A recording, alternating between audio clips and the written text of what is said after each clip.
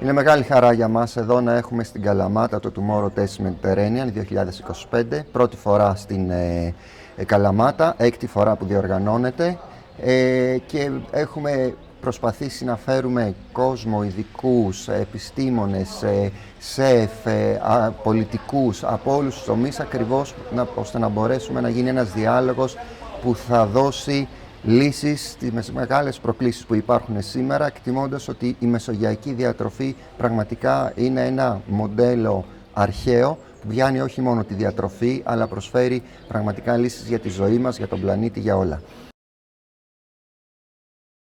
Πιστεύω ότι είναι μια ευκαιρία για την περιοχή της Μεσσηνίας, ακριβώς γιατί δίνει εύκολη, αν θέλεις, πρόσβαση στον κόσμο που πραγματικά ενδιαφέρεται και που επίσης είναι μια ευκαιρία γιατί στη Μεσσηνία η μεσογειακή διατροφή είναι ζωντανή. Έχουμε τους ανθρώπους που τη ζουνε, έχουμε από το σπίτι τους μέχρι τα εστιατόρια, μέχρι την Κορώνη που είναι η εμβληματική πρωτεύουσα της μεσογειακής διατροφής. Η Μεσσηνία ζει τη μεσογειακή διατροφή, είναι η μεσογειακή διατροφή, είναι κομμάτι της. Οπότε είναι πραγματικά μια ευκαιρία για τους Μεσσήνιους να δούνε τις νέες εξελίξεις, τις νέες τάσεις και πώς η ζωή τους πραγματικά είναι ένα μοντέλο που μπορεί να δώσει λύσεις παγκοσμίως.